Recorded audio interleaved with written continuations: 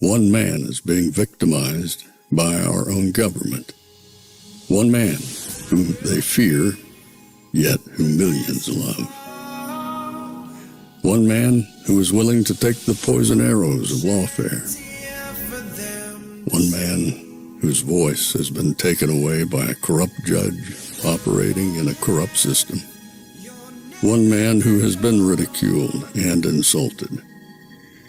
One man who refused to back down. One man who refused to back down. One man who refused to back down. One man who stands between us and them. One man that wants to see America protected again.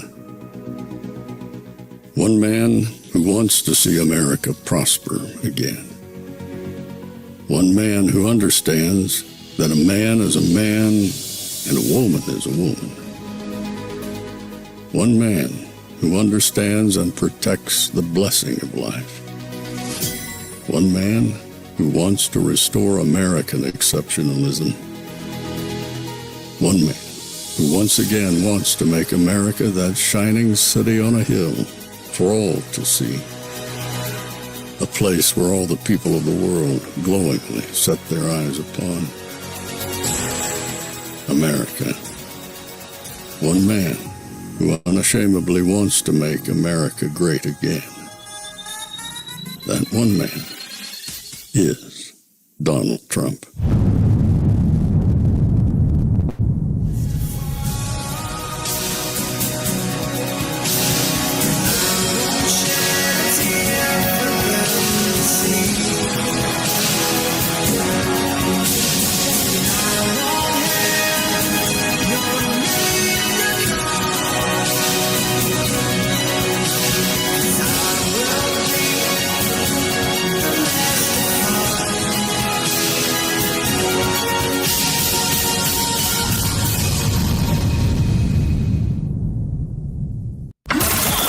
This is Fanfare with Barry Cunningham. We have more monies being spent than at any time in the history of our country. We're up to close to $8 trillion, I think I can say. At the heart of the Trump administration's policies is one overarching goal. It is to stage the great American manufacturing comeback. President Trump pushing ahead with his America First agenda. Breaking news, Apple announced it's going to work with Foxconn to build a server factory in Texas by 2026. The company says it is now planning to invest $500 billion in the U.S. economy. The CEO of SoftBank pledging to invest $100 billion in the U.S. over the next 4 years. This is President Trump delivering on the promise he made to the American people on the campaign trail. The idea is come to America, build greatness in America, build for American customers. Project Stargate. It's a joint venture between SoftBank, Oracle, and OpenAI, and they're going to create a data center that will eventually be expanded to other states. Shows people are listening to Mr. Trump's pitch to bring new industry to America. This is the latest pledge from a foreign business leader promising to spend big in the U.S. as a result of Trump's election victory. Founder of the property development company DeMac Properties is pledging the money. President Trump announcing $100 billion investment from Taiwan Semiconductor, bringing the company's total American investments to $165 billion. The most powerful AI chips in the world will be made right here in America. Things happen so quickly in the Trump world, right? It's 100 days. Right. It feels like it's 100 months. This is leadership. This is taking control of the problem for military, for everything, for industrial, for our economy. Even if it causes short-term pain, the reality is it is the right decision. All of the computer chip companies are coming in at levels that nobody's ever seen before. NVIDIA says it will invest hundreds of billions of dollars over the next 4 years, part of the manufacturing renaissance under President Donald J. Trump. Furniture maker Prepack are shifting their operations from Canada to North Carolina. Johnson & Johnson says it will invest more than $55 billion in the U.S. over the next 4 years. And the auto companies are coming in. I can name 8 right now already, auto plants that are either starting or about ready to start construction. Hyundai announced a $20 billion investment. With your leadership, Mr. President, Hyundai Motor Group is proud to be a stronger partner in America's industrial future. This is the automobile industry, and now those plants largely have stopped and they're moving them to our country. Honda is building one of the biggest plants. Honda is producing its next generation Civic Hybrid in Indiana instead of Mexico. Trump believes that the key to transforming America along the lines he wants, economically, socially, and politically, is to revive the factories and foundries across this country. We're going to train people in tradecraft, bring back tradecraft to America so that people can work in these factories, great paying jobs. We're going to train them, and we're going to remake the American dream. The trade story is certainly picking up speed here and pushing more countries to make these bigger investments. It's another example of the Trump effect. GE Aerospace announcing a nearly $1 billion investment into American manufacturing. Eli Lilly announcing plans to expand its manufacturing here in the United States. $27 billion additional spend, bringing our total to more than $50 billion. The money's rolling in, and this is in the past 60 some odd days, Charles. These are deep-pocketed folks who want to have a relationship, and it's just smart moves. We are CMA CGM, one of the leaders in shipping and logistics around the world. Today, we are investing $20 billion. Foreign leaders from around the world, investors from Silicon Valley to Wall Street to Main Street have confidence again in our economy and our markets and in President Trump. The Trump effect this morning, a string of massive wins for American manufacturing. The numbers speak for themselves. Wisconsin-based Clarios is putting up $6 billion to expand its American operation. And what's driving these decisions? Well, President Trump's aggressive Made in America policies and his commitment to bringing industry back to American soil. This is exactly what Trump promised. America first is back. Trump's tireless efforts to secure a lasting peace, I am glad to announce the signing of today's historic economic partnership agreement between the United States and Ukraine, establishing the United States-Ukraine Reconstruction Investment Fund. This partnership allows the United States to invest alongside Ukraine to unlock Ukraine's growth assets, mobilize American talent, capital, and governance standards that will improve Ukraine's investment climate and accelerate Ukraine's economic recovery. The Development Finance Corporation will participate and help to establish this fund in collaboration with the government of Ukraine. Today's agreement signals clearly to Russian leadership that the Trump administration is committed to a peace process centered on a free, sovereign, and prosperous Ukraine over the long term. It's time for this cruel and senseless war to end. The killing must stop, and both the United States and the government of Ukraine look forward to quickly operationalizing this historic economic partnership for both the Ukrainian and American people. Well, welcome to the third show of the day. This one will be the shortest of the three, thank God. We have an actual network show, somewhat network, cable network show. Hopefully I won't get any trouble for this, but we're going to be showing a town hall that President Trump is doing with all people, Chris Cuomo, who used to be on CNN. But as you can tell, Trump is going everywhere, talking to every man. He doesn't care. He'll sit in front of you. If you make a fool of yourself, you make a fool of you, not him. He always comes out on top in all these interviews, whether it's the guy from yesterday or anybody else. He holds his own. He knows what he's talking about. So I'm pretty sure that he's going to do everything he possibly can to make this work tonight and to his favor. News Nation is the network that's covering this. News Nation is like a mini Fox. Many of the people who have left Fox have arrived at News Nation. People like, what's his name? Bill O'Reilly is on News Nation. So, and there's a couple other people that were scattered from Fox and ended up at News Nation. And then you've got also people like Chris Cuomo. So we're going to see that in about 20 minutes. But let's talk about, real quick here, the deal with Ukraine. This afternoon, if you were with me, well, let's go all the way back to this morning. You had the cabinet, and the cabinet of 15, 16 people all sitting around telling the news, telling everybody about the wins that the administration has been accumulating for the first 100 days. And these wins that they talked about were pretty much not in dispute. You see, they're only in dispute because the media doesn't talk about them. They don't mention this stuff to people. They just completely ignore it and just talk about the Maryland man. And it was really funny because I knew they were going to open it up to questions, and I jokingly, half jokingly said, watch the first question be about the Maryland man. And what happened? After speaking to everybody for 2 hours about all these different departments, what they're doing, the first question was Maryland man. I just had to put my head in my hands like, you got to be kidding me. Are you that defeated? Yes, I guess that's where they are. They are completely defeated. All they can try to do at this point is to try and muck things up. That's it. He's killing them. And I felt that at whatever it was, 2:30 when that was done. Then at 4 o'clock we turn on, and we turn on at 4 o'clock, and he's got billions and trillions of dollars coming into America. Talking about essentially the United States being the AI capital of the world, and all these companies want to come in and jump in. And if you heard from a couple of the people, they stood up and, yeah, we're putting in $1 gazillion. And I asked you at the end of that, talk to a liberal friend and go, if Trump is so bad, if the United States sucks and the economy is what you think it is, why would these people be putting billions of dollars, trillions of dollars into something that sucks? Are they stupid?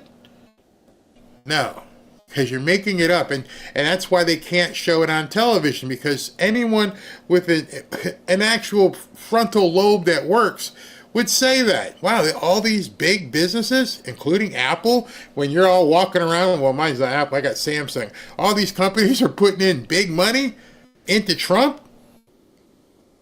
It doesn't make any sense. I just heard Rachel Maddow say the economy was falling, it was awful, everything hurt. Well, why are these people doing it?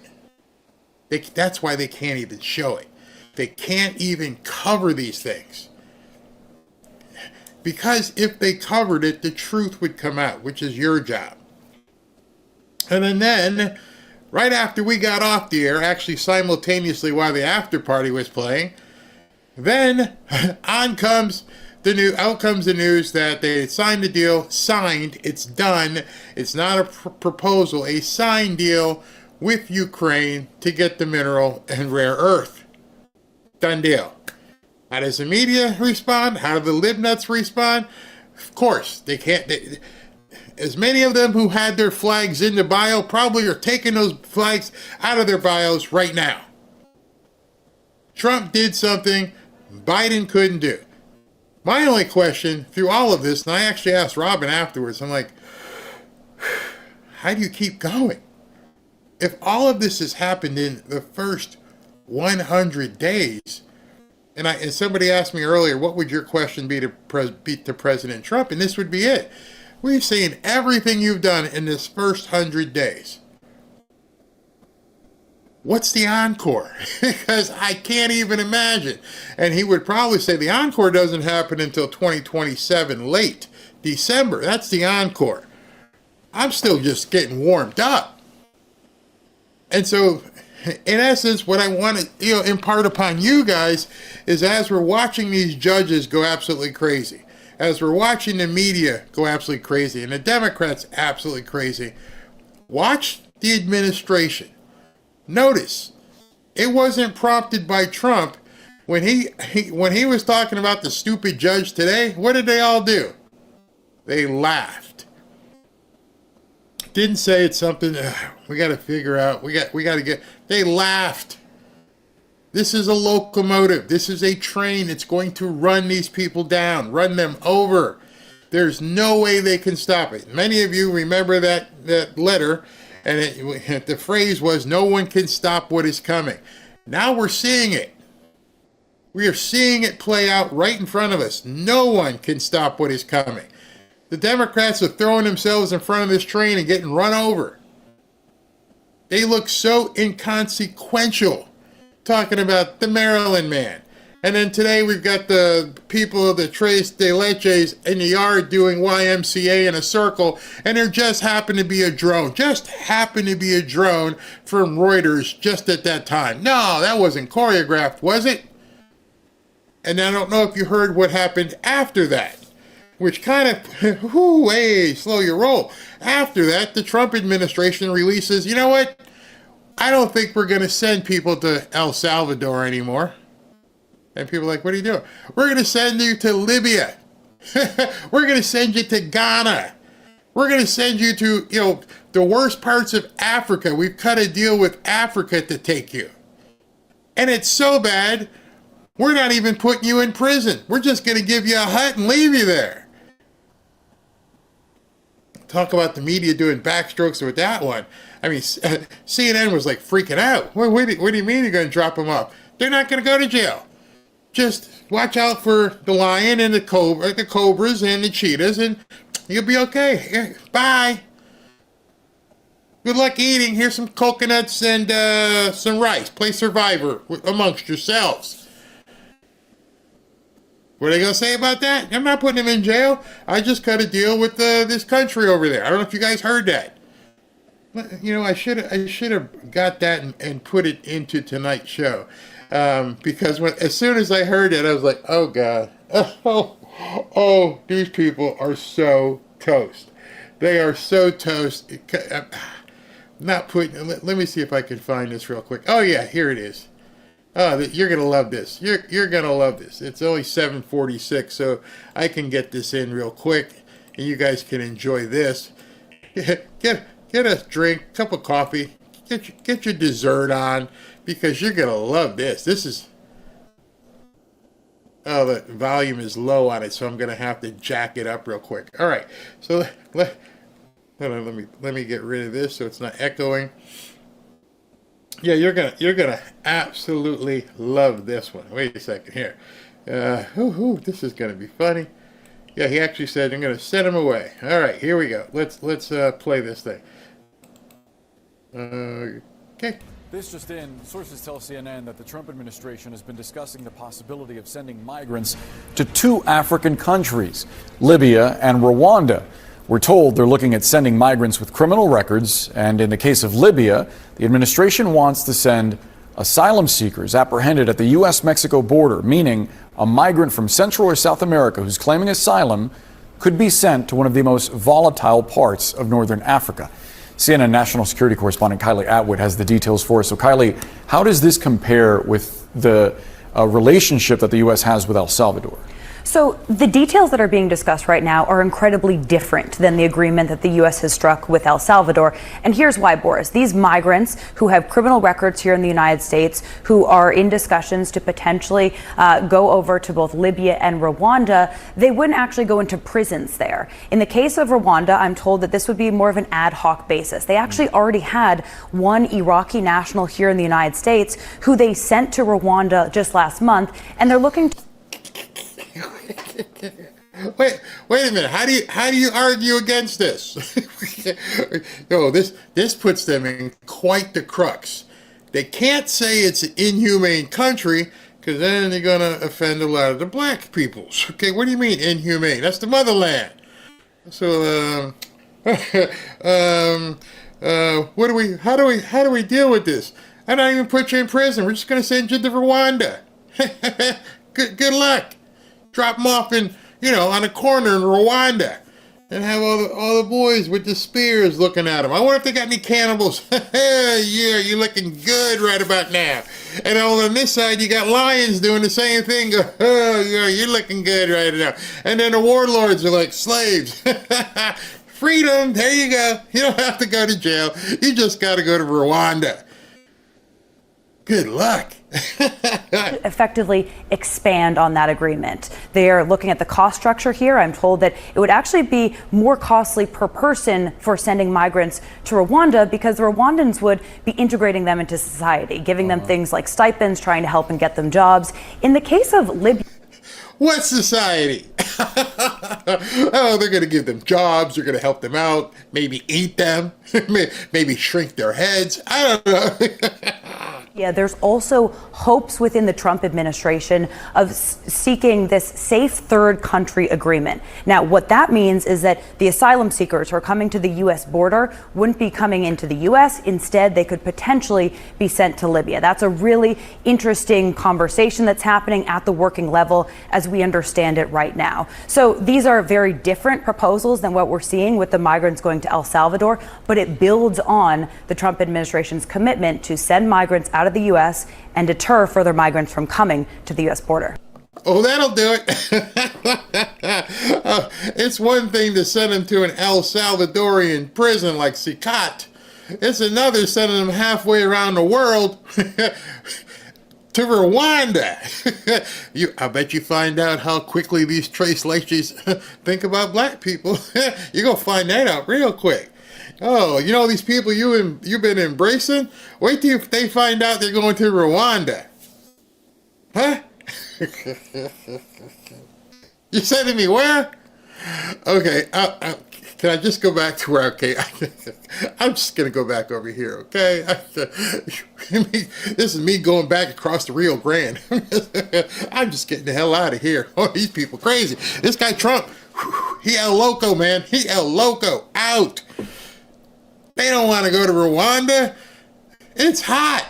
I can't think of all the different things why these people wouldn't want to go to Rwanda. Get eaten, get your head shrunk, have a warlord turn you into a slave, all kinds of things. You think you're in a gang now? Wait to see the warlord waiting for you. You won't be tres leches anymore, that's for sure. Oh, man. And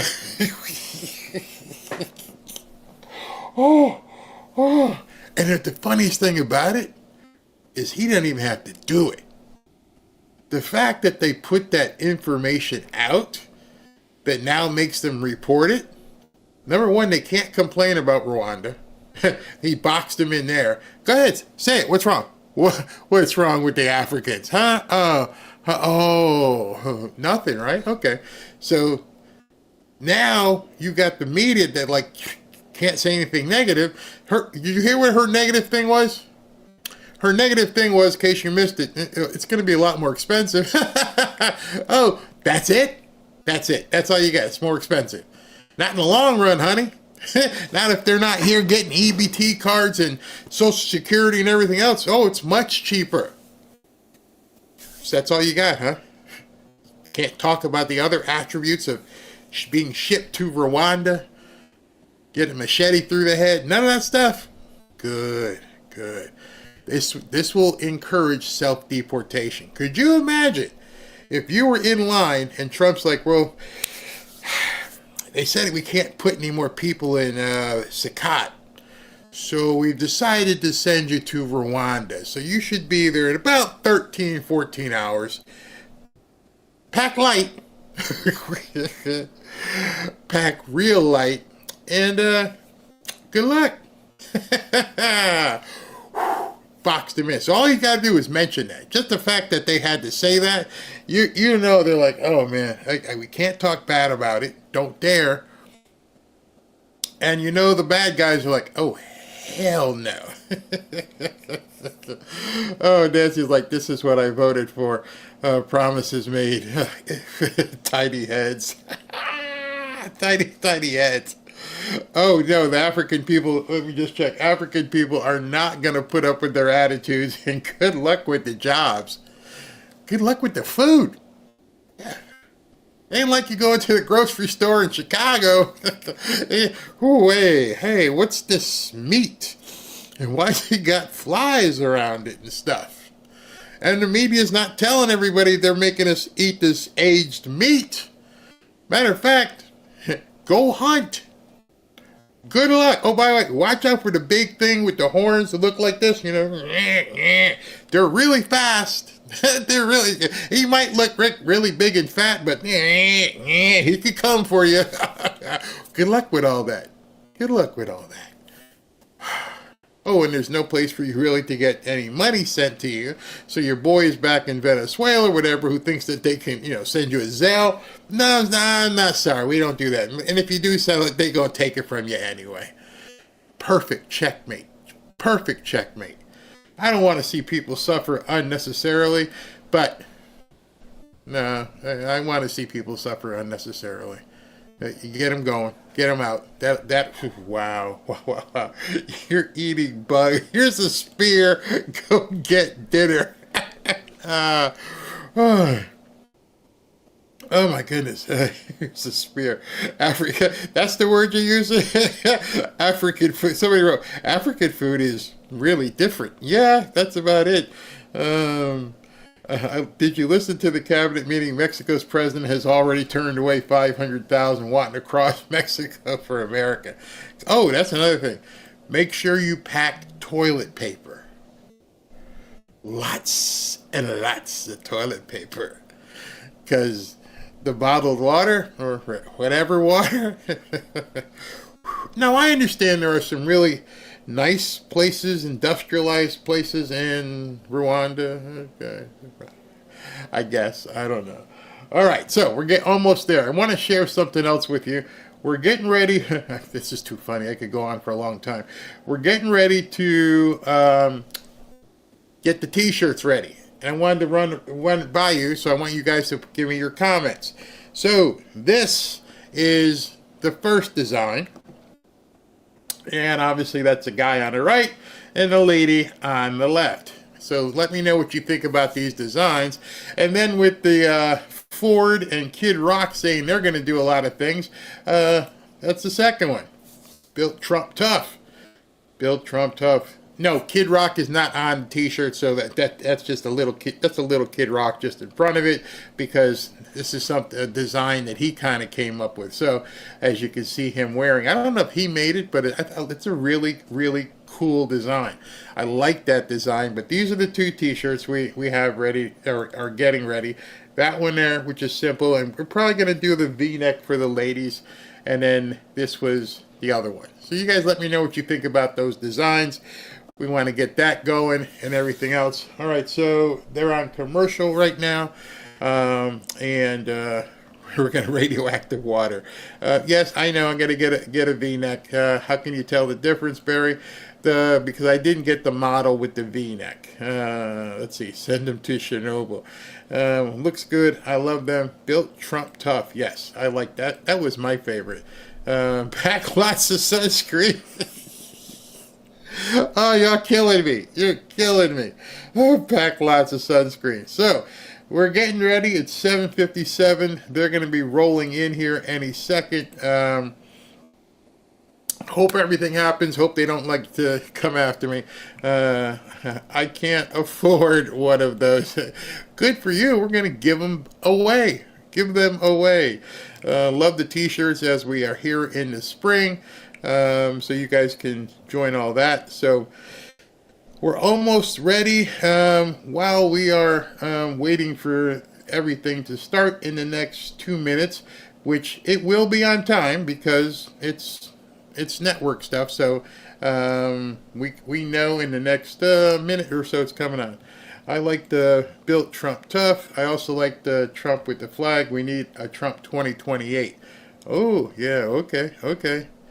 Do they do drive-bys over in Rwanda? Oh God! Yeah, and about maybe a 1982 Toyota truck.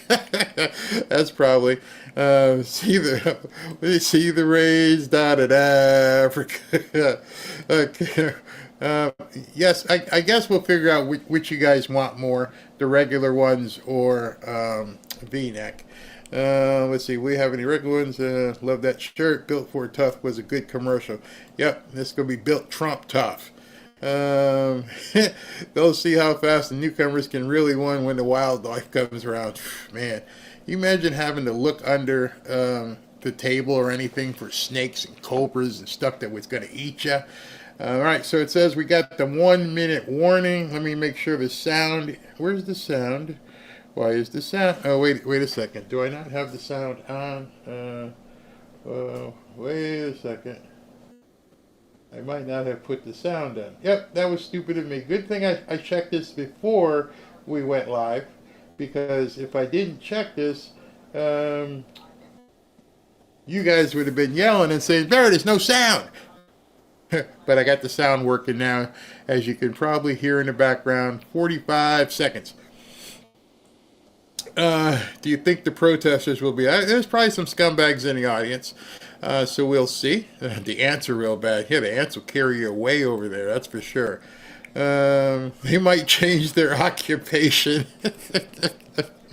At least they might change the stuff they're selling or anything. All right, so that being said, this is going to be President Trump with Chris Cuomo in a town hall meeting. Not really don't know what's going to be said. Don't really know what the audience is going to be like. Hopefully these people like President Trump, but we are going to cut to this right now. Over. We will bring back the American dream. And it'll all happen very quickly. How do you meet this moment? He laid out massive ambitions. I will settle the war in Ukraine. We're not going to have World War III. The border will be sealed. The invasion will be stopped. I have created the brand new Department of Government Efficiency. Go! Tariffs will make this country very rich. We will begin the largest deportation operation in American history. Make America safe again, healthy again, proud again. The most extraordinary first 100 days of any presidency in American history. We've just gotten started. You haven't even seen anything yet.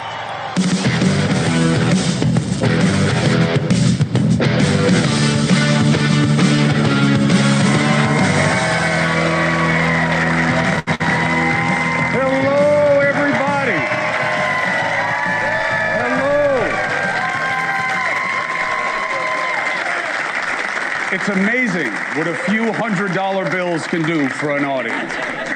I'm Chris Cuomo. Welcome to News Nation. This is where right and left come to be reasonable. And we're going big tonight. We're being simulcast on the CW network, and we have a big welcome for our listeners on more than 100 radio stations across the country that wanted to cover this town hall, including Sirius XM radio, okay? And I get wanting to carry this News Nation town hall. Tonight, we have the schedule filled with political players and big-time stakeholders. But for all the big names, tonight has to be about you. Really, it has to be about us. The least discussed context in politics, us. Think about it. It's always about them, a side, a party, the other. Tonight, we practice what the first president, George Washington, suggested. Be a country, that is all. We're going to discuss the common concerns that we share as Americans and how those we put in power are making things better or not. 100 days into President Trump's second administration, it is too soon to know where things will wind up, I would suggest to you. But it is not too soon to take a hard look at where things stand. At News Nation, that means balanced opinions. I got Democrat legend James Carville. I got former RNC chair Ronna McDaniel. I got former Republican Governor Chris Sununu. I got leading Democrats from Congress, Jamie Raskin, Jake Auchincloss. I got MAGA spirit animal Steve Bannon. I got HHS Secretary Bobby Kennedy Jr. I got podcaster and conservative entrepreneur extraordinaire, my friend Patrick Bet-David. I got players everywhere. And last, certainly most important, the President of the United States, Donald John Trump, will call in to answer questions about the concerns of the American people. So much horsepower, I can't handle it alone. So I have two heavyweights with me, the one and only Bill O'Reilly and the shooting star that is Stephen A. Smith. Best part? Tons of time. Tons. Why? Our sponsor, American Hartford Gold. Thank you. Thank you for allowing us limited commercial interruptions. It makes such a difference. We're going to be taking questions from you. We're going to be having the remote wall audience of all these people there pretending to pay attention to me right now, which is very nice. Good question. Keep the energy up. Only 7 hours ago. And we have a wall of questions that are feeding in on a steady stream from X. You want to ask a question? Great. Get on X, use the hashtag Cuomo Town Hall, or scan the QR code on the screen to submit your questions online. All right? Now, to set the table, News Nation commissioned a special poll for tonight from DDHQ, the outfit that we partnered with that allowed us to call the last election first, okay? We just put it public. Here's the new polling. 44% of Americans approve of Trump's handling of the job. Historically, that puts him middle to the bottom. It's not a great number. But then again, it is in line with where he was during his first term. You know, you got to measure it relatively, not just for a headline.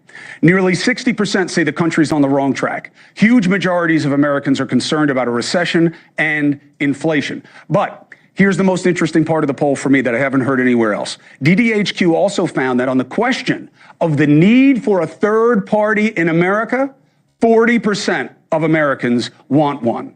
Only 17% say the two-party system is effective. Think about that. It is the best harbinger for change I've heard in my almost 30 years in this business. That finally Americans are waking up to the fact that our political system is about two parties, not all of us. So let's bring out the better minds that will help me for the duration. First, author and journalist, the one and only Bill O'Reilly. And the best dressed man in television, Stephen A. Smith. Thank you. Where is he? Where is he? There he is. Thank you. Thank you, my brother. All right, gentlemen. Thank you for being with me, as always. Would you like to have a seat and give me a quick take on the state of play? Well, there are three seats. I'll let you figure it out. All right. All right? So, let me have these. They have lots of nasty things written about you on there. So, Bill O'Reilly, how would you describe the state of play with these first 100 days under our belt? I'm glad I'm an American. That's number one. I don't think there's Armageddon on the horizon. So we have President Trump on the phone. And I was able to book him because President Trump isn't afraid of anything, I don't think. I've never seen him be afraid. And he gives a press briefing every day from the Oval Office, every day. And he knows that most of these people hate him. They want to see him embarrassed. And we're not going to do that tonight. There's no gotcha. What I'm trying to get across to News Nation audiences, this is not confrontational. This is informational.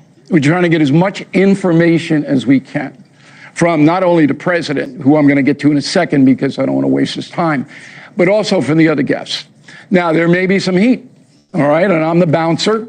All right, they're paying me to be the bouncer here. And I will enforce no personal attacks, no sleazy comments that are, you know, hooks for the internet. We're not going to do that.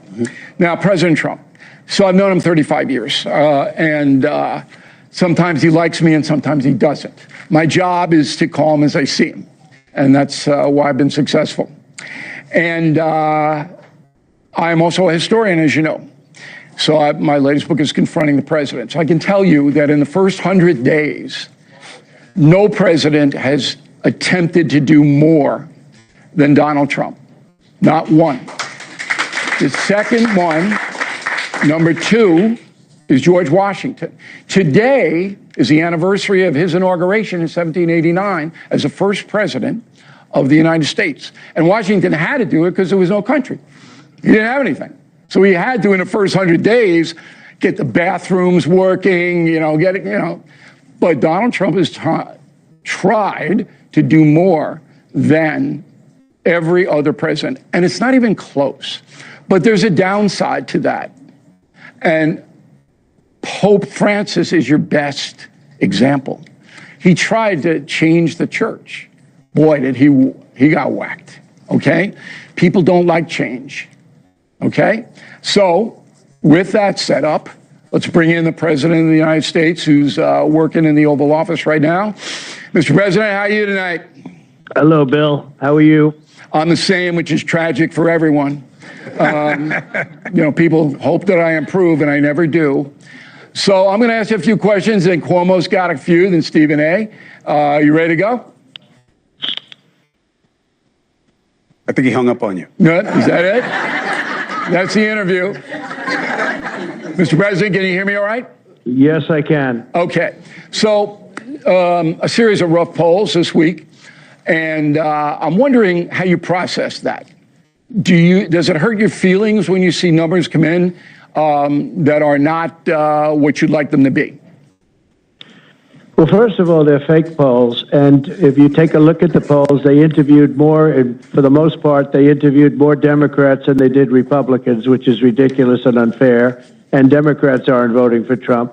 And you look at him, John McLaughlin, who's the most respected pollster, said I'm at 50, 55, and maybe even higher than that. And he said that these polls are largely fake. When you look at the New York Times, when you look at the Washington Post, ABC, they predicted I was going to lose Wisconsin by 17 points, and I ended up winning Wisconsin. They predicted I was going to lose the election, and I ended up winning the election. They're fake polls, number one. And I think it's a very important thing to know that and to understand it. And because polls are no different than fake writers or journalism, and it's not a pretty thing when you watch. So when you say, am I bothered by it? If I was, I'd be really helped by the fact that in the election, we won in a landslide. We won the popular vote. We won the swing states. We won the districts, 2,750 to about 505. And the election took place just a short while ago, November 5th. I think it was what's different now, very Mr. big day President, for the country. What's different now is the tariffs, and that's what's driving your numbers down. That some people are panicking because the stock market is so up and down, in and out. Would you agree that that has been a perception problem, the tariffs? Yeah, but I'm an honest guy, and we have to save the country. We were losing $5 billion a day with this man that we had as a president, the auto pen president. Nobody even knows who the president was. We're losing, think of it, we're losing $5 billion a day, and a big chunk of it was from China. Now China is sending its boats back. The boats are not being unloaded because they have a 145% tariff, which is, a record-setting type tariff, and they can't sell their product here. And because of that, think of it, if you're losing all of that money, maybe you're better off not doing business with them. But I took $5 billion a day and cut it way, way down, way, way back. And I did that within a very short period of time. When do you think, though, it's going to turn around economically so that people aren't frightened? Do you have a timeline on it? Yeah, I mean, it's a very fair question. Building plants, building equipment, building so much right now. You probably heard it could be $8 trillion, it could be more than $8 trillion of new investments. Outside in one of my offices waiting for me is the president and chairman of Eli Lilly. And I just left, you take a look, IBM was here today. IBM was here. They're spending billions of dollars. I had some of the biggest Apple, as you know, is spending $500 billion. They're building their plants, and they've already started in the United States. As you know, they built most of them in China. We had the biggest companies in the world. I had a conference here just about an hour and a half ago, and some of the people are still here. They remain. Some of the people are watching your show tonight. But they're spending, it could be close, I think we're over $8 trillion of new investment. That's unheard of. It's never been anything like that. But most people, but they want to know a timeline. They're doing that to avoid the tariffs, Bill. Okay. They're doing that to avoid the tariffs. But do you have a timeline yourself? Do you say, look, it's got to stabilize by this time, fall? Because remember, if it doesn't stabilize this time next year, Democrats may win the midterms. So there is risk here, big risk. That's true. It is true. And I just think that I'll be able to convince people how good this is. This is what other countries have done to us. We've been the laughing stock and the whipping post. We've been ripped off by every country practically in the world, just ripped off on trade. And by the way, ripped off with NATO and the military too, because we supported NATO to a tune that was almost, at one point until I became president, it was close to 100%. We were spending. So we're spending on NATO to protect Europe, and then on Europe, they're ripping us off on trade. But if you look at the European Union, they've been brutal to the United States. We lose $300 billion, $350 billion a year to Europe. They don't take our cars. We take 10 million of their cars. That's getting better, They don't take though. our farm products. Right. We take their farm products. And it has to change. All right. So, okay, but I'm willing to be the one that does that, but it has to change. And I've been given a lot of credit. I got an editorial today by a group that I won't mention, but a group that's a very sort of a semi-anti-Trump group. And they said, whether you like it or not, he's the most consequential president that we've ever had because he's doing things that if you don't do it, we won't have a country left. Okay, and that's a legitimate point. One more question for me, then I'm Cuomo, and then Stephen A. You signed a deal with Ukraine to harvest minerals today. Yes. What were you and Zelensky talking about when you were nose to nose in the Vatican? I was telling him that it's a very good thing if we can produce a deal that you sign it, because Russia is much bigger and much stronger. Russia is just chugging forward. It's a big, strong country. By the way, not nearly as strong as the United States, because I rebuilt our military in my first term. They gave a lot of it away in Afghanistan, and Afghanistan is one of the reasons we had an incompetent president, grossly incompetent. He should have never been president. But we had a man that didn't know what the hell he was doing, and Afghanistan showed the stupidity of our leader and the weakness of the military. We have a great military. I knocked out ISIS in 3 weeks. All right, well, you got the deal. You got the deal with Zelensky on the minerals. That means the United States is going to have a presence in Ukraine. Is that going to inhibit Putin, do you think? Well, it could, but the reason I did that is that we're in for $350 billion or close to it, whereas Europe is only in it for $100 billion. All right, so we get some of our investment back. All right, Cuomo. I felt very foolish. You know, they loaned the money, and Biden handed them $350 billion in between cash and military equipment. 350, we got nothing, and I felt very foolish being the head of a country where Europe gets their money back, and it's a much smaller amount, and we get nothing. So I went to them and said, look, we got to get rare earth. They have great rare earth, meaning certain minerals, materials. They have things that a lot of places don't have. It's a big asset that they have. And we made a deal today where we get, much more in theory than the $350 billion. But I wanted to be protected. I didn't want to be out there and look foolish. And this is not my war. This is Biden's war. I'm just trying to stop it. But the reason I want it stopped is they're losing 5,000 young soldiers every single week on average. Russian and Ukrainian. They're not American, but they're human beings. And it's so sad to see it. So I want to stop the war. Let's get Cuomo in here. Mr. President, it's Chris Cuomo. Thank you for taking the opportunity. Good. Appreciate you doing it. A couple of points of uncertainty. You're talking about, you just said a moment ago that you believe you can convince the American people about what you're doing. One of the things that keeps coming up in polling is that they don't know what you're doing and why you're doing it, that there doesn't seem to be a plan. What does that mean to you in terms of how you have to make the case to the American people to have them deal with the period that it takes for a turnaround? Well, the problem is I have to be flexible, because as you do things in life and in business, you need flexibility. You can't just be hard line and I'm going to run right through a wall and I'm never going to go over it or around it. I'm going to go straight. You have to be able to dodge and move and be flexible, and especially in business. Now, with the cars, I'm getting a 25% tariff for the people. We're taking in billions and billions of dollars, but they're hurt because they can't switch over 100% of the content of the car within a very short period of time.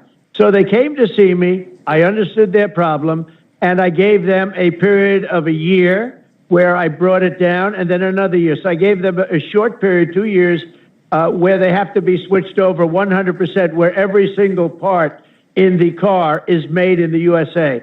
Now, if I didn't do that, it would have been very, very tough for them. And so what I am is flexible. And if I didn't do that, it would be very tough for these companies. And these companies, it's a transition period, Chris. And transition's an important word, because as you do things, you'll say, well, it's like being on the battlefield. You're on the battlefield. Sometimes you're going to move to the left flank, but then you end up moving to the right flank. And it's very much like that in business. And frankly, it's very much like that in life. But we're taking in hundreds of billions of dollars. And if you look at China now, they're not, look, we lost $1 trillion on trade with this Biden. China was just taking us out to lunch. There's never been anything like it, the way we were ripped off. We were ripped off by China, but we were ripped off by everybody, but really by China. They were the king of ripping off the United States. Now they're not doing any business here because I don't want them to do business. So I set a high tariff. I don't want them to do business. Now, will we make a deal? There's a very good chance we're going to make a deal, but we're going to make it on our terms. Okay. Mr. President, it's got to be fair. Mr. President, in the upcoming budget negotiations, another point of uncertainty is what happens to entitlements. Whether or not waste, fraud, and abuse, I think everybody's in favor of seeing that identified and exposed, but that Social Security benefits or the adjustments or the application of it may be compromised, or Medicaid may be compromised in terms of who gets how much in benefits. Do you have a commitment for the American people in terms of how much you will protect those programs? We're not doing anything with entitlements, and if you look at Social Security, and by the way, I think I'm better to say this than anybody because I did nothing with entitlements that would hurt people for 4 years. I could have done that. If I was going to do that, I would have done it 5 years ago, 6 years ago, or 7 years ago. I'm not doing anything. The only thing is, you say don't talk about waste, fraud, and abuse. There is a lot of waste, fraud, and abuse. There are a lot of illegal aliens that are getting Medicaid that shouldn't be getting it. And nobody objects to taking people off Medicaid that aren't allowed to be there. But we are doing absolutely nothing to hurt Medicare, Medicaid, or Social Security. Nothing at all. Stephen A. Mr. President, how are you, Hello, sir? Stephen. How are you? I remember you from a long time ago, Stephen. Yes, How I have do. you been? He's the same, Mr. President. He hasn't changed at all. I'm just trouble morning, night, and afternoon. Congratulations, Mr. President. Honored to talk to you. Here's the deal. You talked about, obviously, you've introduced aggressive tariffs and significant budget cuts aimed at federal spending. Many critics say these policies disproportionately impact lower-income Americans. How do you address concerns that your economic policies primarily benefit wealthy Americans while harming working-class Americans? It actually creates jobs for the middle income. It's going to be better for the middle income. It's going to save our country because we're going to become rich again. Stephen, we lose so much money on trade, it's unbelievable. And instead of losing a lot of money, and they did to us for years what I'm doing to them right now. They charged us tariffs. They wouldn't let us build anything in our country. They said, you want to sell a Ford or you want to sell a General Motors car or anything, you come to China and build your plant in China. You come to the European nations and build your plant in Germany, you build it in France, you build it where we have no interest in letting you. As an example, we don't sell any cars virtually in China. We don't sell any cars in Europe, any. And yet Europe sells millions of cars, Mercedes, BMW, Volkswagen, millions and millions of cars. They won't take our agricultural product. It's great product. They won't take almost anything for us. But we take their cars, we take their agriculture. Those days are over. We have to have fair trade. We're losing billions and billions of dollars, hundreds of billions of dollars, and it's not fair. And it's time for the American people to be properly protected by somebody that knows what he's doing. And I know what I'm doing perfectly. It's a little complicated subject. I've got to explain it. I've got to have people that can explain it. But I can tell you that right now we have over 100 countries that are calling us like morning, noon, and night, dying to make a deal. We're in a great position of strength. We'll make great deals. And where we don't make deals, Stephen, we're just going to set the deals. We'll say that country is going to pay a 20% tariff. That country is going to pay 15%. Another one's going to pay 30 or 40% because we have a big, deficit with a certain country. They're going to pay 30, 40, 50, 60%. So we'll just set those deals. I could set those deals tomorrow and do away with negotiating, but we're negotiating with South Korea. We're negotiating with Japan. We're negotiating with a lot of different, many. India is a very big, they want to make a deal so badly. I'm not telling anything out of school. We're going to make great deals for America instead of bad. And if I didn't take this hard line, India, as an example, had no interest in negotiating with anybody in Biden or, frankly, anybody with us. They had no fear. They were ripping us really badly, one of the highest tariff nations in the world. They were taking advantage of us. Now they're calling us and they're saying, please, let's make a deal. When are you going to announce it? We're in a position of strength. When are you going to announce? I understand you have a deal with South Korea, Japan, and India. You already got it. When are you announcing it? Well, we have potential deals with them, yeah. But I'm in, okay, I'll tell you this. I'm in less of a hurry than you are. We are sitting on the catbird seat. They want us. We don't need them. All right, remember the folks are nervous, though. But they've been ripping us. Let me just tell you, they've been ripping us off. We got that, but the folks... South Korea has been ripping us off. We pay for their military. You know, when I was there, I got them to pay billions of dollars toward the military. We pay for their military. They take advantage of us on trade. Now, these are friend and foe. We often do better with foe, meaning the enemy, than we do with the friends. The friends have been brutal to this country on trade. But remember, once you announce, the stock market's going to go up 2,000 points and people will relax a little more. It can wait 2 weeks. They can wait. All right. Okay. Mr. President, an additional question that might require an explanation. Your administration has issued executive orders dismantling DEI initiative across federal agencies, including revoking equal opportunity mandates and slashing funding for minority-owned businesses. Critics argue these actions reverse decades of civil rights progress. So how do you justify these measures, and what message do they send to the marginalized communities in this country? Well, it was won at the as you know, it was won at the Supreme Court. And what we're doing is we have a country that's based solely on merit now. And that's the way it is. If somebody's out there doing a great job, and this includes getting into colleges, if you've worked really hard, and we don't look at race, we don't look at color, we don't look at height or shortness or weight. If somebody is doing a good job and they worked and they got great marks and they got great board numbers, and they get rejected at this Harvard, which has been so disgusting, so horribly. I mean, so think of it. They hired Bill de Blasio and Lori Lightfoot, the two worst mayors in the history. They pay them a fortune. But that was the course, though. They're teaching management. The Let course me just was, tell you that the course it's based was now, Stephen, on merit. The course at Everything is Harvard, based though, on Mr. merit. President, was how to be a bad mayor. That was the course. So they had to hire that would those be two. good. Then they would be terrific. Laura, I got a studio audience question from Lee Shapiro. Lee's a tough guy. Lee says, what's the biggest mistake you think you've made in the first 100 days? I'll tell you, that's the toughest question I can have, because I don't really believe I've made You mistakes. made any mistakes. We're in a transition period. We're in a transition period. I think Lee is reassured. I think you're going to see tremendous economic victories over the next period of a year, like far greater than ever imagined.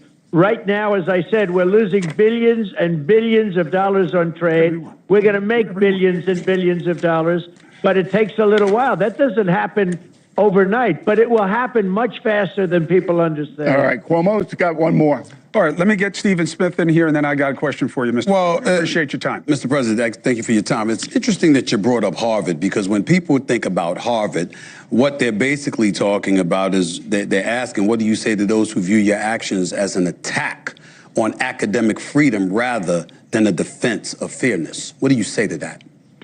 Well, I say this: we had riots in Harlem, in Harlem, and frankly, if you look at what's gone on, and people from Harlem went up and they protested, Stephen, and they protested very strongly against Harvard. They happened to be on my side. You know, I got a very high black vote. You know that. Very, very high black vote. It was a very great compliment to me. I did criminal justice reform. I did opportunity zones for one of the greatest economic deals ever for the black and Hispanic community. I got tremendous.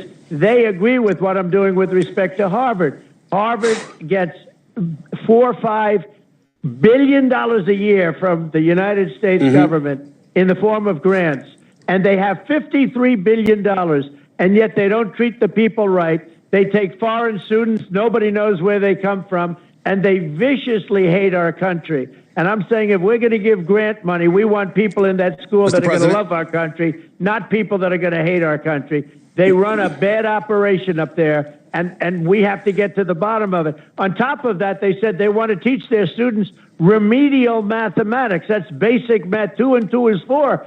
And you say, well, Harvard's supposed to be so great.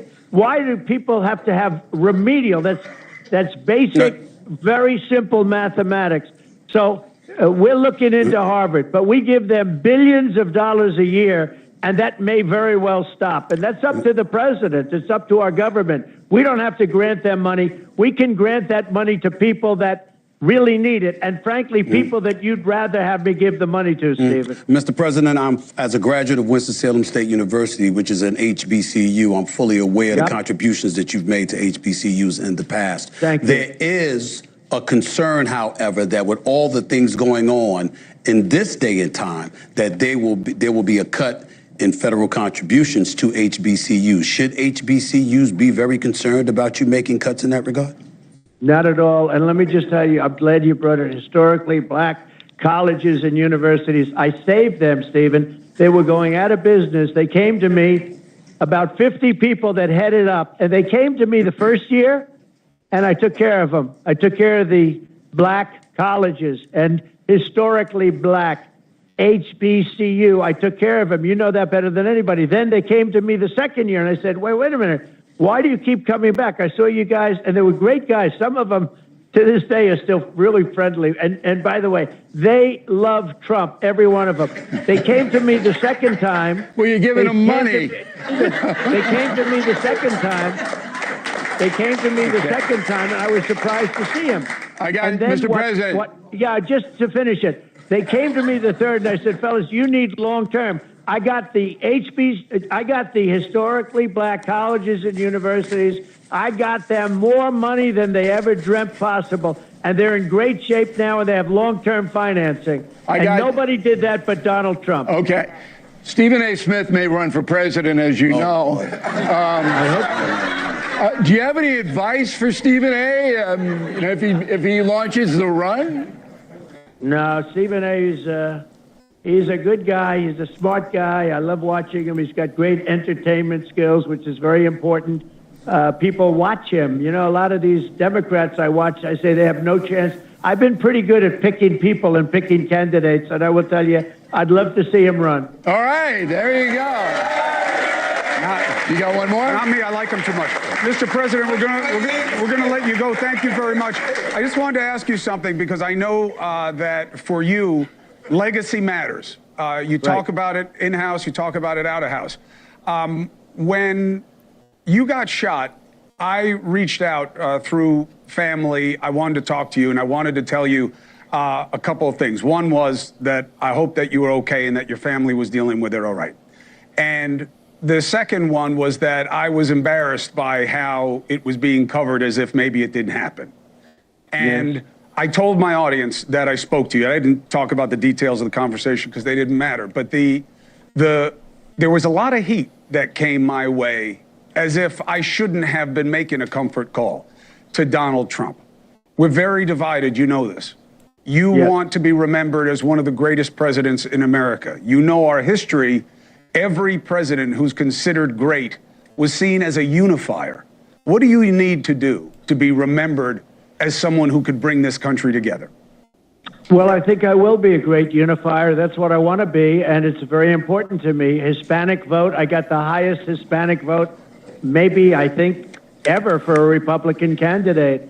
If you look at the border between Mexico and Texas, I won every single border state, and it was all Hispanic vote. I won Miami. I won Florida. I think I am a unifier. I think I have votes that Republicans have never gotten before, and that's why I was able to win the election in such a big fashion. With all of that being said, what I have to do is save the country. The country was going down the tubes. This country was in big trouble. You had a border where millions of people were pouring in from jails, from prisons. They were pouring in at levels from mental institutions, gang members, terrorists, and we're getting them out. You can't have a country with these people there. We had 11,888 murderers. Many of these people killed more than one person. More than 50% of them killed more than one person. We got to get them out of their country. I don't know if that's unity or disunity, but I have no choice. You know, some things you have no choice. But I do remember your call. I appreciate your call. And I actually appreciate your family. I've known your family for a long time. You know that. Mr. President, I want to thank you very much for taking the time on a very busy day. Our audience there. And it was very kind of you to do it, and I think people got a lot out of it. Thanks again. Thank you much. Thank you very much, everybody. All right. Thank you, Mr. President. Thank you, Mr. President. So we're going to go to break, but I want to get your Wow. President Trump controls the conversation. There's nothing they can do about it. He is the one. Wait a minute. Oh, wait. We got Steve Bannon, RFK Jr., and James Carville coming up. So maybe I'll talk through James Carville, but we've got Steve Bannon and RFK Jr. going to be coming out as well. That's interesting. RFK Jr. is going to be here. But President Trump only hung around for the first 30 minutes of the show.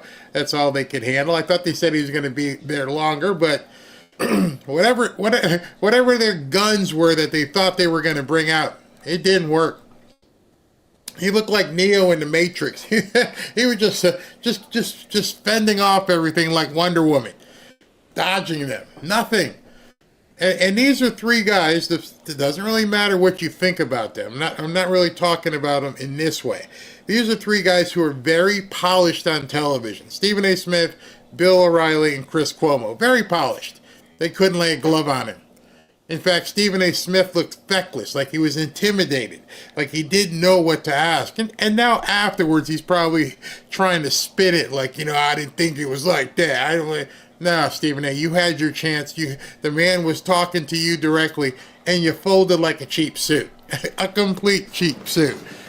James Carville is coming up next. I don't really want to. Hey, if Trump's not talking, I don't want to hear people talking smack about him. It's crazy. Absolutely crazy.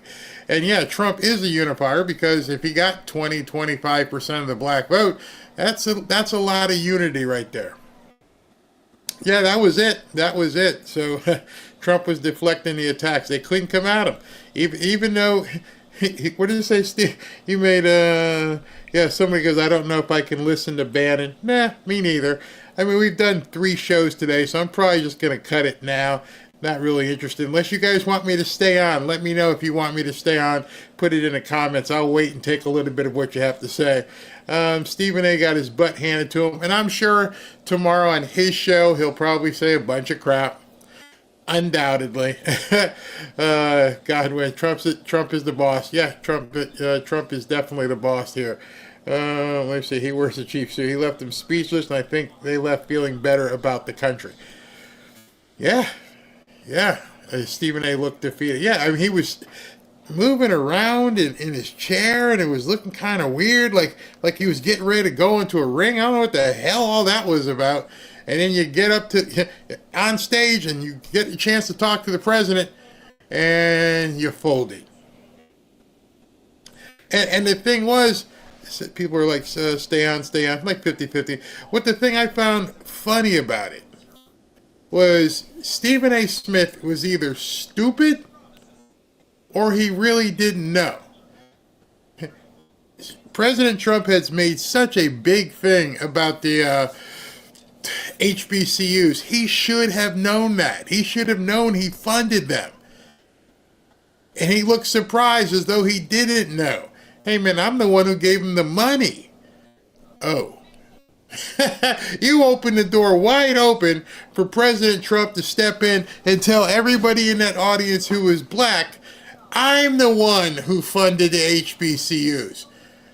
That was crazy. I could not believe he opened that. Stay for Bannon. All right. What's this say? What'd you say, SB? SB just posted something and it went away so fast. Okay. All right. When they come back from the commercial, I will do it. Where did SB's thing go? I have to search SB. He said something here. SB, what did you say? I can't see what you said there. It's gone now. I can't find it. It goes so fast, and sometimes I just can't see these things. But in any event, I'll stay on. The next one up is going to be Carville. And we can, those of you who want to stay, you can stay. The rest, Thanks for tuning in. Sean Ruckus, that kills the Trump is racist narrative. It's gone. It's over. I don't know how many people will watch this show, but the people in the audience heard the answer. And they heard the answer because Stephen A. Smith opened the door and they walked right through it. I mean, he killed it, crushed it, absolutely crushed it. And I don't know. I don't know if it was staged. I don't know if it was something that he didn't realize he was opening the door, but he sure enough opened the door. Let me do something here real quick before we go. I have to tell you about 1775 coffee, and here we go. All right, so while we're waiting for that to come back on, let me go ahead and talk to you about 1775 coffee. I talk a lot about the stuff that the media doesn't want to talk about, and I'm not about to turn around and drink coffee from the same companies that push garbage. In fact, I hated coffee. It took me a long time to be able to drink coffee because I switched to 1775 coffee. They didn't know that when they asked me to be a partner, and I'm like, I don't even drink coffee. I'm like, you drink it now? Yeah, because I have to do so many shows and stay awake. You know, they have this one blend, it's called the Rejuvenate Roast. It's a bold, dark roast infused with something called CAAKG. And yes, that sounds fancy, but here's the deal. It's been studied for its potential to help with inflammation, energy, and aging at the cellular level. You guys know I've got a bum knee from playing football, and I'm doing this stuff 12 or 14 hours a day, and some people have asked me the same thing like they asked President Trump, how are you able to do all this? Well, I take a bunch of supplements, and I drink 1775 coffee. Some studies even say that this coffee can help reverse biological age by up to 8 years, and I like that. They also got a mushroom coffee if you're into clean energy and focus. No jitters, no crash, just 5 functional mushrooms that actually do something for your brain and your body. It's all single origin, mold-free, toxin-free, roasted fresh every week down here in Miami. And most importantly, it's from people who actually believe in free speech, truth, and this country. So yeah, I back this coffee. I drink this coffee because it backs the stuff I talk about every day. Go to 1775coffee.com, use code Barry, and get 15% off. Start your morning with coffee that stands for truth and a country you believe in. All right, so they're back. Let's go ahead and listen to what they're having to say right now. $1 trillion. Now, I'm just as Cajun math, but I think $5 trillion is more than $5 billion if I just take him at the word. That's not a permanent loss, though. And you come back in a heartbeat. So you may. So what's but if you lose, if it goes down 12% and then you come back 10, you're still down 2. Then he loses the midterms. We'll see. We'll see what happens in Virginia. We got plenty of football left Cuomo's to play. question is, look, he's trying to right some wrongs. And when you do that, you're going to run into headwinds. You know that. Oh, wait a minute. We had what the economists call the economy that was the envy of the world. Okay? Does anybody look at the U.S. economy now and say, we're the envy of the world? We've lost all of this market share. We have negative economic growth. We're installing a policy that hasn't worked yet and to try to corn laws in England. And so we're starting a trade war that have no idea what he's doing. And now he's saying, well, maybe you're only going to get $2 for Christmas and it might cost you a little bit more. Okay, well, I'm 80 years old, so I'm not worried about the price of dollars that much right now. But what's working here? Nothing. So what would you do? What would you do? Well, first thing, I would have never started a trade war. Okay, so you're okay with $1 trillion going out more than comes in? You know, a prosperous nation is always going to buy more from an unprosperous nation. We're always going to buy more T-shirts. Right, so you were happy with let me finish, man. No, go ahead. I'm just giving you the rule of trade. We're going to always buy more T-shirts from Sri Lanka than Sri Lanka's going to buy Boeing aircraft from us. And the fact that you do have a trade deficit is an indication that you have a prosperous country and you buying things that come over here. Okay, so you're fine with it. You're fine with the $1 trillion, and Biden was fine with it. I'm not. Because he didn't do anything. Well, first of all, I am not fine with starting a trade war. Okay. That is an utter disaster. Big gulf. You know, When my guy was president, you know, I always tell people, what made y'all worse? The peace or the prosperity? There is not a single economic indicator where Democratic presidents do not massively overperform Republican presidents. You look me up, you check me out on every possible thing, from GDP growth to job growth to stock market growth to anything you can think of, including deficits. Does that include Joe Biden? That Democratic presidents, and take any time frame you want. I have no idea why anyone that cares anything about the economy would ever vote for a Republican for president. Jimmy, let's deal with what we're dealing with.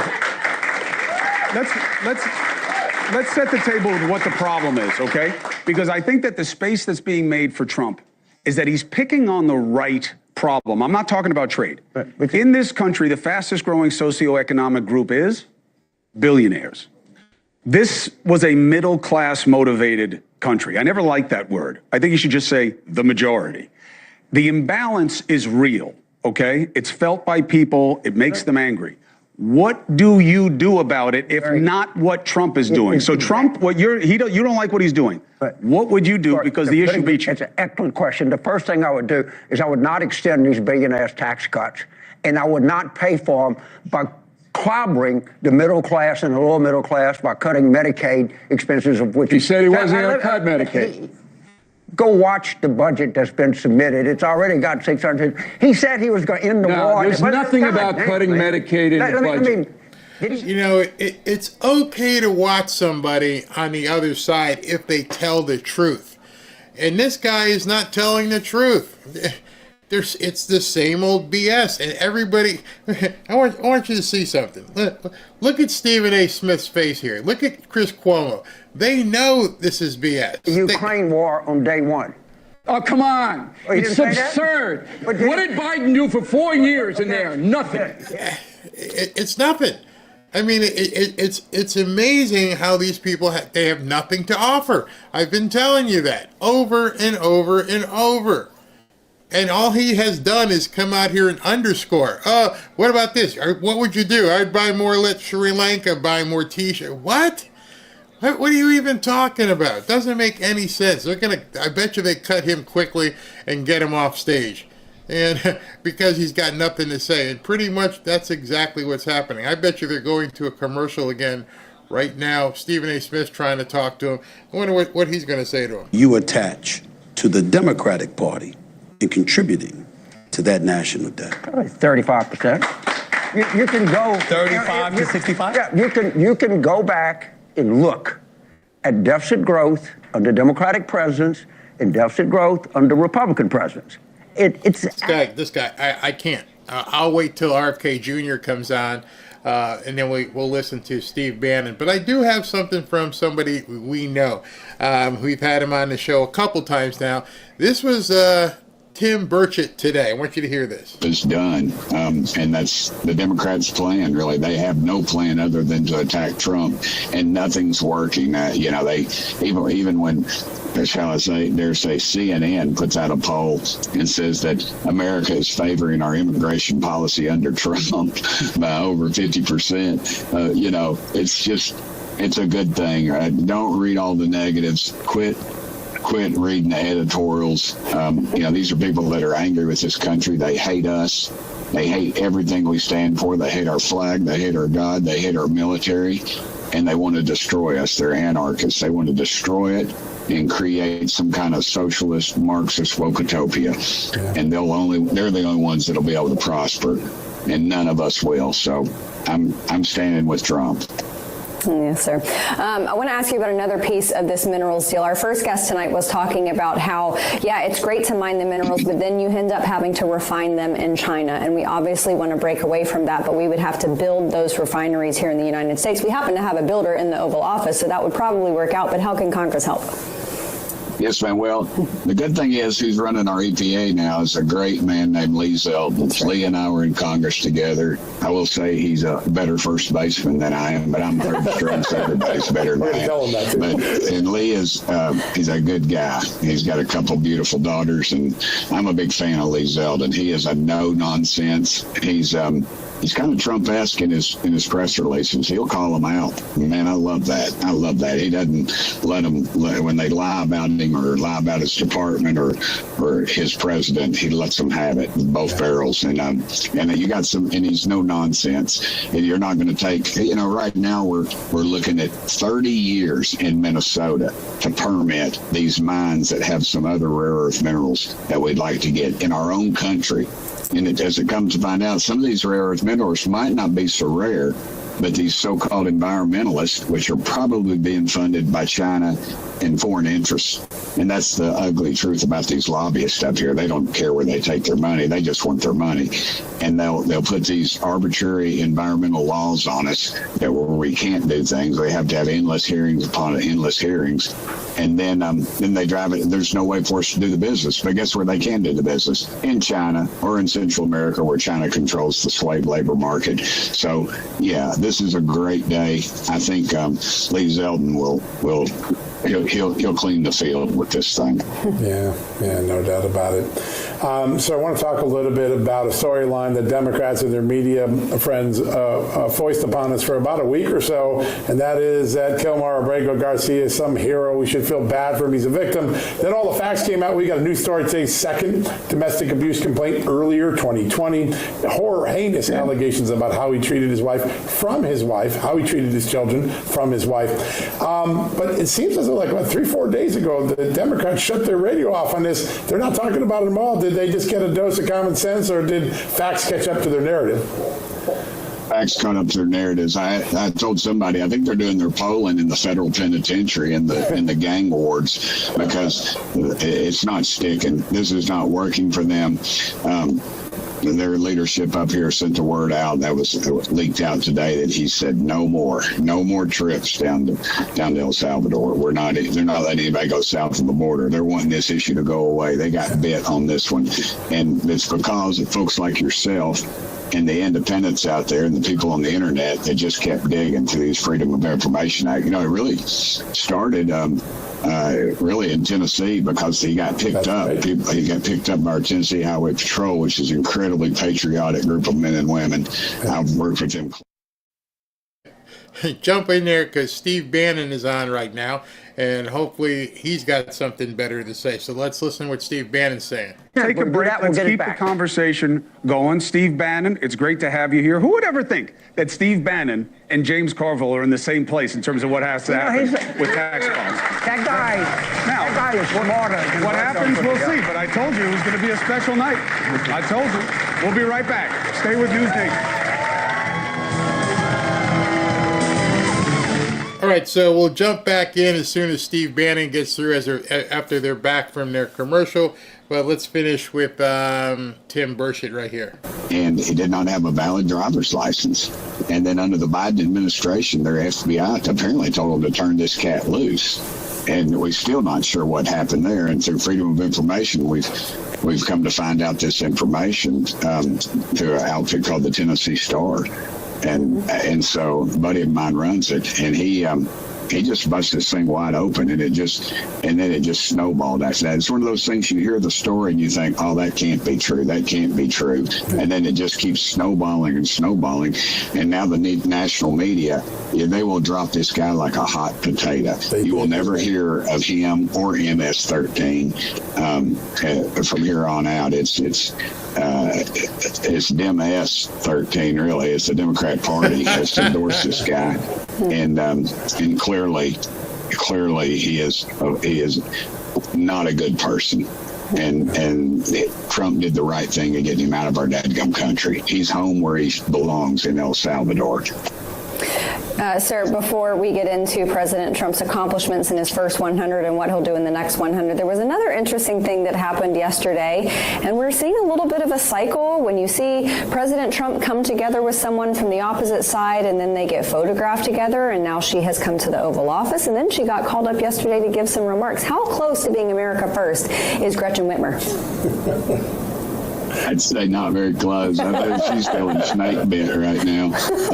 Yeah, I mean, these people, how they gonna bite the hand that feeds them. It's so pathetic with these Democrats. You know, they've got to have Trump. They got to have his support. They got to have the industry, and they know the working people are supporting them. You know, Wall Street's not going to support Trump, oddly enough, since he is a product of Wall Street, but Trump sees it. The dadgummit who does support him is Main Street. That's why you saw Hispanic folks, black folks, labor people, ladies like yourself, more so than in the past, have voted Republican. And it's because they see it. They're tired of this stuff. Like I said, they don't want Donald Trump teaching their daughter's Sunday school class. I know I don't, but dadgum, I like him in the White House.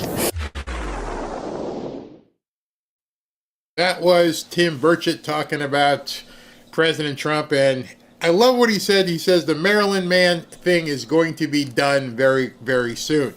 I think sooner than later, actually. It's definitely coming to a head. In fact, with Hakeem Jeffries telling them, you can't go down to El Salvador anymore, then pretty much this guy's on his own. With all the dirt that's coming out, with everything that is being said about him, and beating up his wife and threatening to kill his wife, and he couldn't get caught, and it's not going anywhere. So, other than the media, they keep talking about it, but I think the Democrats are done. So we're waiting for the commercial to be over, and when it comes back, we'll go ahead and jump in there. Steve Bannon will be talking. So let me just check. Nope, it's still on commercial. So I will be waiting for that to happen. So wait, just give me a couple of seconds. Right, so in the interim, what I can talk to you about is Patriot Addict. Patriot Addict, as you know, is one of my partners here, and they're back with a brand new collector's bundle for you guys called the Berry Pack. The Berry Pack is the ultimate Trump collection. It features the Trump sequel hat. Let me go ahead and put that on. I had the wrong hat on today. Here's the Trump sequel hat. You get this hat, the Trump sequel hat, in this Berry Pack. All right? In addition to getting the Trump sequel hat, you also get the red knife. I got to show you a video on this too. You get the red knife as a part of the sequel pack. In addition to the red knife, you also get the Trump blanket. The Trump blanket right here. This is in the Berry Pack as well. All of this comes together in the Berry Pack. You get that. So you get the Trump watch. I don't have that one. You get the Trump watch, you get the blanket, you get the knife, and you get this pretty cool hat right here. Dog's walking on my foot. and the Trump knife, all of this together. No shipping fees, no hidden fees, nothing. All four of these items purchased separately would normally cost $238, but they're practically giving it away to just the Fanfare family here for just $69. And just be aware, prices have already gone up on this, so I strongly recommend you take action now. They set aside just 500 packs for my audience, and they're already down to the last few, and I can't guarantee this selection will ever be made available again. So scan the QR code right over here, or visit berrypack.com to claim yours before they disappear forever. That's berrypack.com, or scan the QR code right over here. So let me take a quick look to see. They haven't brought out Steve Bannon as of yet, but as soon as they do, I will cut over to it. And they're still talking to Carville, who's a pain in the ass. I ain't got nothing to say about him. He's awful. He's awful. Dead awful. All right, here comes Mr. Bannon right now. Let's listen in. Motivating the Trump agenda. They both say it is time to raise taxes on the top to pay to help the middle class. So I want to push my luck. Bill says, this is going great. Bring up DEI. Okay. When it comes to diversity, equity, and inclusion, I want to see where you two guys are in terms of the government's role or lack thereof on this issue. James, when you think of DEI, of course, we know what the Supreme Court ruled in terms of admissions, but the extended policy now of eradicating it everywhere in favor of a meritocracy. Do you believe that that's the trade that's being made? I don't know if the trade is being made, but I'll tell you something, I'm 80 years old. I worked one time in government. I worked for the city of Baton Rouge in 1980, and there was not a single black fireman. So you're going to say, gee, let's just let everybody go and get the more meritorious person, and then we'll hire one every year, and by 1990 we might have 10 black farmers. Or do you say, you know what, we're going to go out and adjust for this? All right? So anything you do, you can take to an extreme. But you know who really likes DEI? The United States Military Academy, the United States Naval Academy, the United States Air Force Academy, the United States Coast Guard Academy, because they know that you have to have broad-based leadership in the armed forces. And they specifically said, we want to have these programs, and they still have these programs. But like anything else, you can overuse something, you can use it for nefarious persons. But do I think that a diverse workforce is a good thing? Yeah, I do. I do. And I think there have been certain inequities in our society that are still trying to resolve themselves out. And if we can do some things, not go crazy, but we can do some things to help resolve this, I think it's a good idea. I think corporate boards that are diverse can better serve the customer base that they have. All right, when I fly on Delta Airlines, you know, the people that fly on there, the flight attendants, I mean, they're all different ethnic groups, different races, and that's great. And the Delta board should have some reflection of that. Not the idea to give everybody some SAT test, and then you say, well, gee, that's just where it is. But I think diversity, if properly done, is a very important tool in the United States, and I think it should be done. So, Steve, when you hear what James says, what lands, what misses? I think it all sounds and feels great, but this is the problem. It's all about feeling. That was a sop thrown to people. You want strength in the minority and black and Hispanic community. Let's get high value added jobs back here. 10 million illegal aliens were allowed in this country to drive down wages of blacks and Hispanics. The Federal Reserve is very open about that. Wall Street bragged about it. That's the biggest thing that's affecting black and Hispanic lower income families right now. What President Trump's trying to do is level the playing field, get wages back up. This entire reorganizing the global trade system is to bring high value added manufacturing jobs back here, not these service jobs, manufacturing jobs. So you can have a healthy middle class, but more importantly, a healthy working class with high paying jobs. And by the way, so that's where Trump's focused. The DEI, Steve. This is what Wall Street and the corporate America always do. They throw you some sop. That's a shiny pony to divert your attention of how they're screwing the working class and middle class in this country every day. It's two different, and as President Trump just said, did you hear his interview here? Yes, sir. Okay. It's two different things. Yes, you want to provide as much opportunity for Americans to make as much money as they can, and manufacturing will do that. But you dodged the question, Steve, about preference. See, I'm fine with diversity. Okay, I agree with Carville on diversity. It's a strength. And I'm fine with inclusion. I think everybody should have an equal pathway to pursue happiness. I hate equity, because equity then favors one group or gender over another. Donald Trump, the president, was very clear on News Nation tonight that he does not want that. That if you are going to be admitted to a school or be accepted for a job, you do it on merit, not on gender or skin color. What do you think about that?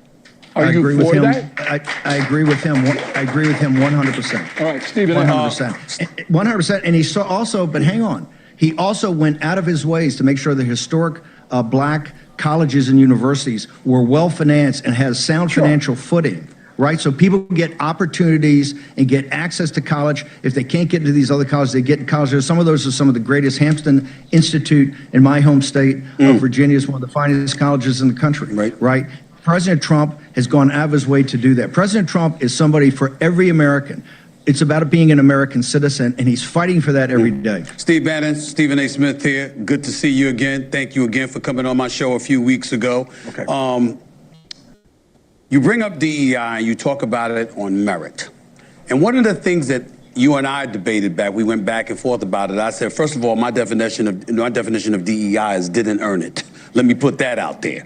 Secondly, what I'm pointing to is the neglect in recalling why some of these policies were implemented to begin with. So when we talk about the eradication of quote unquote DEI initiatives, what it leads me back to is, okay, there was a white male power structure that existed throughout history before these policies were implemented that didn't operate based on equity, didn't operate based on merit, rather. They operated based on, to use your word, Bill, preferences. What in God's name are we seeing in this day and age that tells us that America or this administration or Congress, whomever, that their preferences is going to be diversity as opposed to a return to the quote-unquote good old days? The diversity is merit. No, but you can expose it. That's a journalist point of view. No. The journalism, if you have a company that's not going to hire any minorities, then every reporter in that town should be standing outside that company going, hey, what the deuce are these people doing? But what everybody has to understand is you don't correct historical wrongs by creating modern wrongs. You don't do that. All right, hold on. Jimmy, I want to get you in, and then we're going to pivot to a different topic because I got Secretary Kennedy, and I don't want to lose his window. Go ahead. I just want to make a point about DEI. I taught college for 16 years. I taught 9 years at Tulane. You know how you would get in my class if you were black or you were conservative? You know why? Because we didn't have many, and I wanted a diverse classroom. So if you came in and you saw me and said, Professor Colville, I want to get in your class, I'm a conservative Republican, said, come right in. We would actually go out. We would go out and look for black students to be in the class. You know why? Because I wanted a diverse class. I wanted diverse opinions. And if you just sit at a major, expensive private university, you know what you're going to lack? You're going to lack sufficient number of black students because there's a huge economic barrier to go to these $75,000 a year colleges. And it's secret. These colleges are overrun by liberals. I wanted other people. I practice diversity. I practice whatever you want to call it. I actually solicited black and conservative students because I thought it made for a better education for everybody else. It made for a better classroom. Let's bring in Secretary Robert F. Kennedy, Jr. Bobby, thank you for being patient. I'm sorry about that. It's a lot of talkers up here. It's good to have you, Secretary. I just wanted to set the table with a news event that you've had to deal with, okay? I don't know, you can explain to the audience how concerned we should be about measles, but it is an interesting conversation around the vaccine. And there is criticism that comes your way. Now, your messaging on it, you've been telling people to get vaccinated. But there is criticism of you, Bobby, that, oh, now you're saying get vaccinated. You weren't saying that during COVID. That's why people aren't getting vaccinated. And now it's a problem. How do you deal with that issue, and what responsibility do you have in terms of how people feel about getting vaccinated? We're doing better in managing our measles epidemic in this country than probably any other country in the world that has outbreaks right now. We have about 842 cases, Chris. In Canada, they have about the same number. They have 1/8 of our population. Europe has 10 times that number. Our numbers have plateaued. So you're still seeing added measles cases, but the rate of growth has gone down. Now, there are populations in our country, like the Mennonites in Texas, who are most afflicted, and they have religious objections to the vaccination because the MMR vaccine contains a lot of aborted fetus debris and DNA particles. So they don't want to take it. So we ought to be able to take care of those populations when they get sick. And that's one of the things that CDC has not done. CDC has said the only thing that we have is vaccination. There's all kinds of treatments when people do get sick, and those people should be treated with compassion. I'll say, and we ought to have good treatments for them, and that's what we're developing at the CDC right now. Protocols are treating measles. I want to say this. We've had 4 measles deaths in this country in 20 years. We have 100,000 autism cases a year. We have 38% of our kids now are diabetic or pre-diabetic. That should be in the headlines.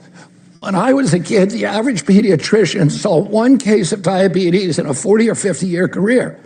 Today, 1 out of every 3 kids who walks through his office door is diabetic or pre-diabetic. That should be getting the headlines. When I was a kid, 2 million, there were 2 million measles cases a year, and none of them got headlines. And we had 400 deaths. We had deaths about between 1 and 1,200, 1 in 10,000. We have so many kids now who are afflicted by chronic disease, and the media never covers them. They only want to cover measles. And what I've been saying to people is, let's pay attention to other illnesses as well. And the illnesses that are really, really damaging our country, that are existential for our country. We now spend almost $1 trillion a year on diabetes and metabolic disorder. By 2035, we're going to be spending $1 million a year on autism. Autism in 1970 was 1 in 10,000 Americans. Today, it's 1 in 31. In California, it's 1 in every 20 kids, 1 in every 12.5 boys. This is what the media ought to be focusing on, and it's not. And because of that, we don't have the solutions and we don't have the cures. Mr. Secretary Stephen A. Smith here. Thank you for coming on the show. HHS reduced your employee status from 82,000 to 62,000 employees, if I remember correctly. Cut about $1.8 billion. But nevertheless, you got a lot of American citizens wondering how on earth are you going to ensure that we're going to become a healthier society with over 20,000 less employees to look over things and purview things to some degree. What do you say to that? Well, I would say during the Biden administration, my agency grew by 38%, and Americans got sicker. So it's not throwing money at it or hiring people that is solving the problem. We have so much redundancy in our agency. We have 100 communications departments. We have 40 IT departments. We have 40 procurement departments. What we did is we're streamlining the agency and we're recalibrating its trajectory so that people there are narrowly focused on one issue, which is how do we end the chronic disease epidemic? When my uncle was president, 3% of Americans had chronic disease. Today it's 60%. It's costing us $1.6 trillion a year, about 95% of our healthcare budget is going to chronic disease. When my uncle was president, we spent 0 on chronic disease. 74% of our kids cannot qualify for military service. So this is an existential threat to our national security. It's an existential threat to our economy. And we have to narrowly focus on that. And that's what the new HHS is doing. That was an excellent answer. That's an excellent answer. I mean, let me tell you, you talk about a disease you were able to cure. That's right. And I'll go further. Most political appointees are pinheads, all right? In my 50 years experience in journalism. They don't care about improving things. They care about their job title, their prestige, their expense account. But Stephen A.'s question was right on the mark. And I go, ooh, that's a good question. You had an answer that everybody could understand. And that's what more people should do. And you know me, Kennedy, I wouldn't kiss your butt at all. I'm telling you the truth. You never have, though. All right, Bobby, on that note, I'm going to let you get back to work. Thank you very much. You're always welcome here at News Nation to make the case to the American people. I look forward to seeing you taking on some of the most rich and powerful interests, which are the food companies and the drug companies in this country, if you're going to get after chronic disease. And you have a place here to make that case whenever you want it. Good luck doing the work of the people, Bobby. We're going to take a break, 4 minutes and 30 seconds. We're going to bring in more names for more perspective. Former New Hampshire Governor Chris Sununu, former chair of the RNC, Ronna McDaniel, and my friend Patrick Bet-David. In the break, look at his reach. All right, so I don't want to hear anything from Ronna McDaniel. Could care about Sununu, and I can want to see Patrick Bet-David. I'll go ahead and go to his podcast. Both President Trump and RFK Jr. shut them down. Shut them down. To the point after that last question, all Bill O'Reilly could say was, good answer. Exactly.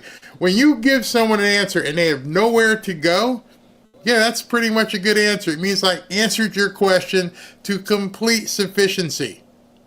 I didn't leave any ambiguity. Here's the answer. Stephen A. Smith, you want to ask President Trump about HBCUs? Bam. Good answer.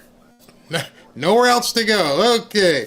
And I don't know what they did with Steve Bannon. They just kind of just left him off in a corner and just never went back to him. So anyway, I'm done with this. I don't care about Ronna McDaniel, nor do I care about Chris Sununu or John Sununu, whichever one it is.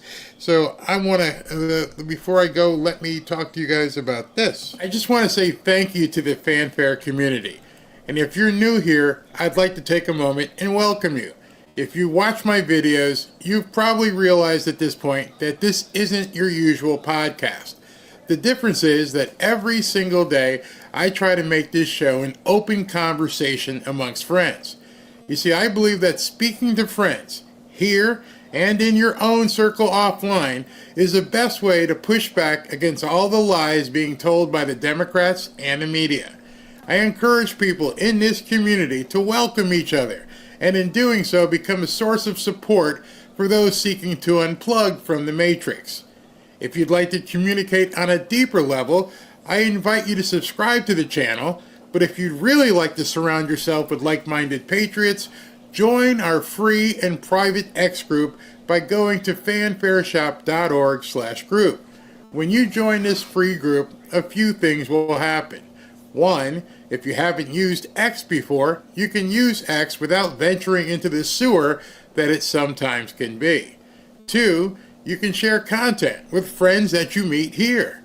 3, you will get notified every time I go live, so you can't count on YouTube notifications. And 4, and this might be most important, you get content that I can't share on YouTube or Rumble. So please take a moment and join our free and private X group. Just go to fanfareshop.org/group. Remember, it's members only. There are 16,000 plus people in that group right now, getting close to 17,000. To join our free and private members only X group, just go to fanfareshop.org/group. We'll see you there. Welcome back to Fanfare with Barry Cunningham. It's a pain in the butt. You have to click. I don't know what's wrong with their access for getting into communities, but it's working. We're up to about 16,700 people, so just keep going. I love it that you guys are all posting things. It really makes it different for people. Next week, today's Wednesday, I think tomorrow, I finalize everything with Rumble. So what I'm going to be doing next week, we're going to try it next week, see how it goes. At the end of the show, like right about now, so I'm about to shut down. What I will be telling you is, all right, now you got to follow me over at Rumble. We're going to finish the show off over there. And then I'm going to talk about things I can't talk about here, and I'll talk about it freely. And I'll obviously put the link in the description so you can click on it and go right to the actual video that it's going to be when it gets forwarded over. So we're going to try some things with Rumble, try to build the audience and incorporate them into our show as well. So hope you guys follow along, but you won't miss anything. I mean, I'll still do a full show here, and then we'll just jump afterwards and do, what we need to do. And during the after party I'm going to keep going here. I think, I don't know how it's going to, I'm trying to work out the production and figure out what works. I may have to do the after party over there. In any event, we'll figure it out. All right, Mark of Reality. Rwanda invaded Congo for the same reasons Russia invaded Ukraine. But the libnut media doesn't care because Congolese aren't white Europeans. Good point. Good point. Anna Lake, thank you. Mariana King, thank you very much. Susan Evangelo, thank you. Mariana King, again, thank you very much. Love to build Trump tough. Okay, all right. We'll get them both. G. Mark, grateful for your example. Very determined to grow. Very well. Karen C4, Smith is fidgeting so bad you would think he had Tourette's. He was nervous. He knew he was way overmatched.